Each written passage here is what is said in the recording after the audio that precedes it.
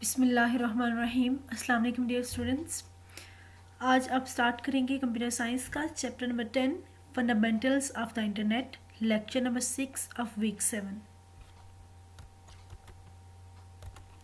सबसे पहले हमारे पास क्वेश्चन नंबर 1 है, that is what is internet. ठीक है, इंटरनेट क्या होता है? Internet is a collection of millions of computers around the world that are all connected to one another, and it's a global network of computers, and these computers are connected through different telecommunication links. क्या होता है internet? Millions of computers होते हैं, यानी कि बहुत सारे computers मिलकर एक इंटरनेट बनाते हैं और ये हमारा बहुत बड़े पैमाने पर नेटवर्क होता है, इसलिए हम इसे ग्लोबल नेटवर्क कहते हैं। और ये कैसे डिफरेंट कंप्यूटर्स आपस में कनेक्टेड होते हैं? Through telecommunication links. यहाँ पर आप देख सकते हैं कि किस तरह से डिफरेंट कंप्यूटर्स आपस में ग्लोबली कनेक्टेड हैं। ये एक वर्ल्ड को जाहिर करता है ये सिंबल। तो आप यहाँ पर देख सकते हैं कि ये डिफरेंट कंप्यूटर्स आपस में कनेक्टेड हैं और ये किस तरह से कनेक्टेड हैं? ये आपस में थ्रू कम्युनिकेशन लिंक्स हैं, यानी कि यहाँ पर ये आपके वायर्स नज़र आ रही हैं। इस तरह से ये कंप्यूटर्स आपस में कनेक्टेड हैं। हमने कम्युनिकेशन लिंक्स के बारे में पढ़ा हुआ है कि टेलीकम्युनिकेशन लिंक्स क्या होते हैं, कि जब भी आप जैसे फाइबर ऑप्टिक केबल है, कोक्सियल केबल है, ट्विस्टेड पेयर, इसके अलावा आप कम्युनिकेशन सैटेलाइट ले सकते हैं, माइक्रोवेव्स ले सकते हैं, रेडियो वेव्स ले सकते हैं, मोबाइल कम्युनिकेशन है और डिफरेंट तरह के आपके टेलीकम्युनिकेशन लिंक्स हैं जिनके थ्रू आपके कंप्यूटर्स आपस में कनेक्टेड होते हैं। नेक्स्ट क्वेश्चन है स्टूडेंट्स हमारे पास, discuss the main functions of the internet. Internet के मेन फंक्शंस क्या क्या हैं, इसके क्या आप इंटरनेट की मदद से आप काम ले सकते हैं, इंटरनेट से क्या क्या काम आप ले सकते हैं। यानी कि सबसे पहले है कम्युनिकेशन, यानी कि सबसे बेस्ट जो एक चीज़ इंटरनेट ने हमें प्रोवाइड की है दैट इज़ कम्युनिकेशन। कम्युनिकेशन का मतलब क्या है कि जब भी हम थ्रू आउट द वर्ल्ड दुनिया के किसी भी कोने में किसी भी बंदे से हम लोग इंटरेक्शन करना चाहें तो हम कर सकते हैं। अपने फ्रेंड्स, फैमिली या किसी भी ऑर्गेनाइजेशन से हम अपना कांटेक्ट कर सकते हैं और उनसे हम अपने आइडियाज़ शेयर कर सकते हैं। दूसरी चीज़ है रिट्रीव यानी कि क्या हम करते हैं? You can access a broad range of data information from websites. ठीक है, यानी कि एक्सेस कर सकते हैं हम लोग, ठीक है, किसी भी किस्म की इन्फॉर्मेशन हमें अगर चाहिए तो हम इंटरनेट की मदद से हम थ्रू सर्वर्स हम लोग किसी भी किस्म का डेटा एक्सेस कर सकते हैं। उसके बाद नेक्स्ट है शॉप, बाय एंड सेल, यानी कि हम क्या कर सकते हैं कि जैसे ऑनलाइन शॉपिंग है ना इंटरनेट की मदद से।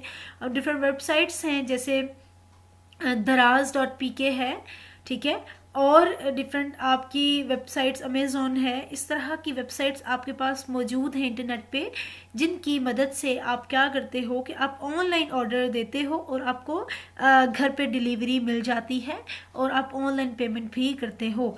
इसी तरह चीज़ों की ख़रीदो फरोख्त जो है वो इंटरनेट पे आप लोग कर सकते हो। फेसबुक पेजेस वगैरह भी आप देखते होते हो कि वहाँ पर भी डिफरेंट चीज़ों की सेलिंग होती है, आपके लाइव वीडियोस आपके सामने शो हो रही होती है जहाँ पर वो डिफरेंट प्रोडक्ट्स की एडवर्टाइजमेंट कर रहे होते हैं और आप लोग इन चीज़ों को देख के प्राइस सेट करके और उसके बाद आप ऑर्डर करते हो।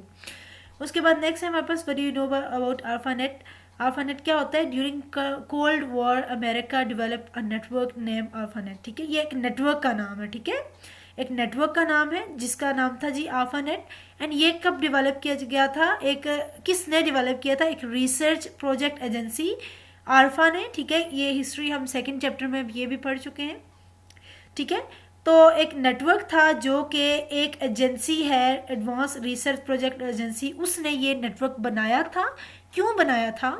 ताकि वो लोग क्या करना चाहते थे, क्योंकि वॉर थी और आर्मीड फोर्सेस थी इनकी, तो ये क्या चाहते थे कि आर्मीड फोर्सेस तक इनकी कम्युनिकेशन हो जाए, यानी कि डिफरेंट जो भी डेटा ये शेयर करना चाहते हैं तो अपनी आर्मीड फोर्सेस के साथ ये डेटा लॉन्ग डिस्टेंसेस के ऊपर शेयर कर सकें। इसलिए इन्होंने क्या बनाया था? एक नेटवर्क बनाया था, दैट इज कॉल्ड आर्फानेट, ठीक है। नेक्स्ट है हमारे पास DARPA. What is DARPA? DARPA stand for defence advanced research project agency, ठीक है। और ये क्या है? DARPA worked to share data not only on single network but almost among different networks. यानी कि इंटरनेट इसी तरह से डेवलप हुआ था ना आपका, कि शुरू में जो है कोल्ड वर्ल्ड वॉर में रशिया और अमेरिका की जो वर्ल्ड वॉर थी, और उसमें अमेरिका जो है वो अपनी आर्बिट फोर्सेस के साथ कनेक्ट करना चाहता था, तो उसने एक छोटा सा नेटवर्क 4 कंप्यूटर्स पर मुश्तमिल एक नेटवर्क बनाया। उसके बाद उसने ये हैंडिड कर दिया, ठीक है, हैंडिड ओवर टू डारफा कंपनी, और डारफा कंपनी ने Aahista Aahista different universities, different organisations के कंप्यूटर्स को अपने साथ मिलाना शुरू कर दिया, और फिर एक बड़ा नेटवर्क वजूद में आया विच इज़ कॉल्ड इंटरनेट। ठीक है, तो ये defence advance research project agency है जिसने क्या किया था कि डिफरेंट नेटवर्क्स को आपस में मिला के एक बड़ा नेटवर्क तश्कील दिया था। नेक्स्ट क्वेश्चन है हमारे पास, how many addressing schemes are use on the internet. पहले हम ये समझ लेते हैं कि एड्रेसिंग स्कीम या एड्रेस होता क्या है। ठीक है, तो स्टूडेंट्स, जैसा कि आप लोग जानते हो कि आप लोग जब भी एक कंप्यूटर से दूसरे कंप्यूटर तक जब भी इंटरेक्शन करते हो, ठीक है, उसमें आपने पढ़ा हुआ है कि आपका सोर्स एड्रेस भी होता है, डेस्टिनेशन एड्रेस भी होता है। ठीक है, यानी कि एक कंप्यूटर से दूसरे कंप्यूटर तक जब आप कनेक्शन होता है, तो एक कंप्यूटर जो सेंड कर रहा होता है उसका भी एड्रेस होता है, जो रिसीव कर रहा होता है उसका भी एड्रेस होता है। जहाँ तक आप जाना चाहते हो, आप बगैर एड्रेस के उस कंप्यूटर तक नहीं जा सकते। ठीक है, तो इसके लिए आपको एड्रेसेस यूज़ करने पड़ते हैं जब भी आप एक कंप्यूटर से दूसरे कंप्यूटर तक कनेक्ट करते हो, यानी कि एक कंप्यूटर से दूसरे कंप्यूटर तक आप डेटा शेयर करना चाहते हो। तो आईपी एड्रेसिंग क्या है? एक ऐसा यूनिक नंबर है that refers to a computer connected on the internet, यानी कि इंटरनेट के ऊपर जो एक कंप्यूटर है उस तक अगर आपने एक्सेस हासिल करनी है तो आपको लाजमी एक आईपी एड्रेस, यानी कि IP stands for internet protocol. ठीक है, तो इस इंटरनेट प्रोटोकॉल को यूज़ करना पड़ेगा किसी भी कंप्यूटर तक एक्सेस करने के लिए। अब ये एड्रेस किस किस्म का होता है? ये एक 32 बिट नंबर होता है, यानी कि इसमें कितनी बिट्स होती हैं? 32 बिट्स होती हैं, and it consist of 4 number separated by period. ठीक है, यानी कि इसमें 4 नंबर होते हैं जो डॉट से सेपरेट किए जाते हैं। जैसे ये देखें हमारे पास एक 127, 80, 144 एंड 30, ये हमारे पास 4 नंबर्स हैं जो कि किसके साथ सेपरेट किए गए हैं? डॉट के साथ। तो इस तरह का हमारा क्या होता है जी? आईपी एड्रेस होता है। और ये जो वैल्यूज़ होती है ना चारों, ठीक है, ये चारों वैल्यूज 0 से 255 के दरमियान होती हैं। तो आपका आईपी एड्रेस क्या होता है? 4 ऑक्टेट्स होते हैं, यानी कि इसमें टोटली हमारे पास 4 नंबर्स होते हैं जो सेपरेट किए जाते हैं डॉट के साथ, और हर नंबर की वैल्यू 0 से लेकर 255 तक है। यहाँ पर आप 127 यूज़ कर सकते हैं, 0 यूज़ कर सकते हैं, 254 यूज़ कर सकते हैं। ठीक है, ये यहाँ पर भी इसी तरह से आप 0 से 254, यहाँ पर भी 0 से 254, यहाँ पर भी 0 से 254, ठीक है, 255 तक की वैल्यूज़ आपके पास मौजूद होती हैं। 255 तक की वैल्यूज़ होती हैं। ठीक है, ये भी आपकी 0 से 255, 0 से 255, 0 से 255 एंड 0 से 255 तक वैल्यूज़ होती हैं। ठीक है, तो इसके अलावा आप कोई भी वैल्यू यहाँ पर यूज़ नहीं कर सकते हो। And these numbers are known as octets, और हम इनको क्या कहते हैं? ऑक्टेट्स। ठीक है, ऑक्टेट क्या होता है? जैसे आप लोगों ने पढ़ा हुआ ना, डेसिमल नंबर सिस्टम होता है, ऑक्टल नंबर सिस्टम होता है, बाइनरी नंबर सिस्टम होता है। तो जो आपका बाइनरी नंबर सिस्टम होता है उसमें क्या होता है कि आपके 2 नंबर्स होते हैं, 0 और 1 होते हैं। डेसिमल नंबर होता है वो 0 से 9 तक होता है, यानी कि 0 से लेकर 9 तक आपके पूरे 10 नंबर्स बनते हैं। और ऑक्टल सिस्टम होता है, नंबर सिस्टम होता है, उसमें आपके 0 से लेकर 7 तक नंबर्स होते हैं, यानी कि 8 नंबर्स होते हैं। तो यहाँ पर भी ये जो होगी ना आपकी आईपी एड्रेस, इसको अगर आप बाइनरी में कन्वर्ट करोगे ना तो ये टोटल 8 बिट्स होंगी, ये भी 8 बिट्स होंगी, ये भी 8 बिट्स होंगी, ये भी 8 बिट्स होंगी, और ये भी 8 बिट्स होंगी। इसलिए इसको octet 1, octet 2, octet 3 and octet 4 कहते हैं। यहाँ पर हम आईपी एड्रेसेस की एग्जांपल देख सकते हैं। IP addresses as such generally shown as 4 octets of numbers from 0 to 255, यानी कि ये जो वैल्यूज होंगी 0 to 255, 0 to 255 and so on. ठीक है, तो यहाँ पर आपका एक 32 बिट नंबर होता है। ठीक है, अब हम जैसे 168 है, 168 को जब आप 2 से डिवाइड करेंगे तो वो किस में कन्वर्ट हो जाएगा? बाइनरी नंबर में। ठीक है, बाइनरी नंबर में कैसे कन्वर्जन होती है? जब आप किसी डेसिमल नंबर को 2 से डिवाइड करते हो तो वो किस में हो जाता है? आप उसका जो एलसीएम ले रहे होते हो तो वो बाइनरी नंबर में कन्वर्ट हो जाता है। ठीक है, जैसा कि स्टूडेंट्स आप लोग यहाँ पर देख सकते हैं के यहाँ पर 168 नंबर मैंने लिया है, उसको 2 से मैं डिवाइड कर रही हूँ, ठीक है। तो 84 आया, फिर रिमेनिंग जो नंबर था वो 0 था, 42 आया, रिमेनिंग 0, 21 आया, रिमाइंडर 0। जब 2 को 21 से डिवाइड किया 10 आया, remainder 1, then 5 0, then 2 1 and then 1 and 0, ठीक है। अब ये कितने नंबर बन गए? 1 0 1 0 1 0 0, ठीक है। 1 2 3 4 5 6 7 8। अब ये 8 नंबर पर मुश्तमिल हमारे पास एक बाइनरी नंबर आ गया है, ठीक है। 8 जो हमारे पास डिजिट्स हैं, ठीक है। तो यहाँ पर देखें हमारे पास ये 168 का बाइनरी नंबर 8 डिजिट्स पर मुश्तमिल एक ऑक्टेट बन गया है। इसी तरह 212 का ऑक्टेट ये बन गया है। इसको डिवाइड करेंगे 2 से, 226 को डिवाइड करेंगे ये आ जाएगा, एंड 204 से डिवाइड करेंगे तो ये आ जाएगा। जस्ट एज एन एग्जाम्पल आपको मैंने यहाँ पर ये बताया है, ठीक है। तो इस तरह से आप कन्वर्जन कर सकते हो। तो ये हमारे पास क्या हो गया जी, एक हमारे पास आईपी एड्रेस हो गया। और आईपी एड्रेस ये क्या, IPv4। IPv4 इसको क्यों कहते हैं? इसलिए कहते हैं कि हमारे पास यहाँ पर 4 ऑक्टेट्स हैं, ठीक है। 1 2 3 4 और 32 बिट नंबर होता है IPv4 जो हमारे पास आईपी एड्रेस होता है। उसके अलावा हमारे पास IPv6 होता है जो कि 128 बिट्स पर मुश्तमिल होता है। वो बहुत बड़ा एक आईपी एड्रेस नंबर होता है, और वो इसलिए यूज़ हुआ है। IPv6 हमने क्यों इंट्रोड्यूस करवाया है? इसलिए क्योंकि हमारे पास नंबर ऑफ़ डिवाइसेस इतनी ज़्यादा हो गई हैं कि जो IPv4 पे जो जितने एड्रेसेस बनते हैं, नंबर एड्रेसेस, वो कम हो गए हैं, ठीक है। इस वजह से हम IPv6 की तरफ भी मूव कर रहे हैं। यहाँ पर आप क्वेश्चन देख सकते हैं ना कि what do you mean by addressing schemes, ठीक है। And how many addressing scheme are use on the internet. तो एड्रेसिंग स्कीम्स क्यों यूज़ होती है? डिफरेंट कंप्यूटर्स को इंटरनेट पर एक्सेस करने के लिए। हर एक इंटरनेट पे कंप्यूटर का हर कंप्यूटर एक यूनिक एड्रेस होता है। यह एड्रेस इस्तेमाल किया जाता है ताकि वो दूसरे कंप्यूटर के साथ कनेक्शन इस्टेब्लिश कर सके। हमारे पास 2 तरह की एड्रेसिंग स्कीम्स होती है, एक आईपी एड्रेसिंग होती है और दूसरा DNS एड्रेसिंग होती है। आईपी एड्रेसेस के बारे में अभी हमने पढ़ा है, 32 बिट नंबर होता है। हर नंबर 0 से 255 के दरमियान होता है। इसको ऑक्टेट कहा जाता है और ये इसकी एग्जाम्पल है, ठीक है। और IPv6 ये IPv4 है, और IPv6 क्या होता है जो कि 128 बिट नंबर होता है।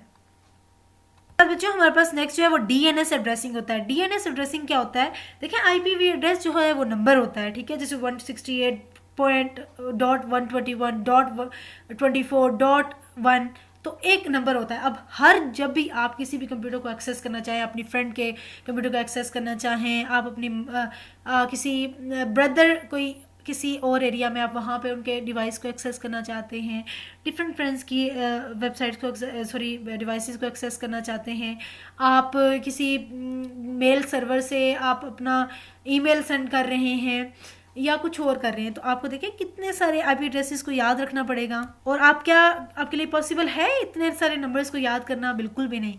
इसके लिए हमने फिर क्या किया है कि हमने DNS एड्रेसिंग को इंट्रोड्यूस करवाया है, ठीक है।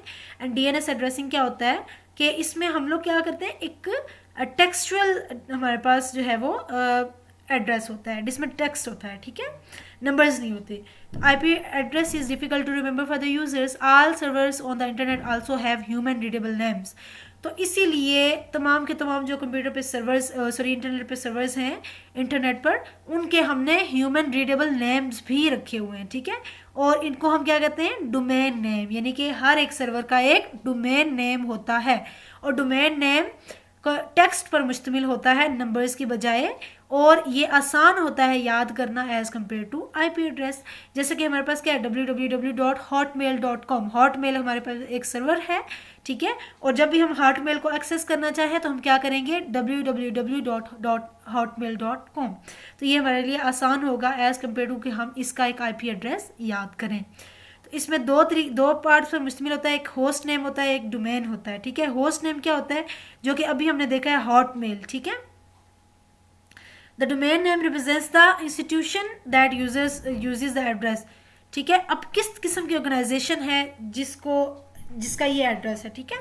जैसे हमारे पास यहाँ पे .com है, ठीक है। .com stand for commercial organization, ठीक है।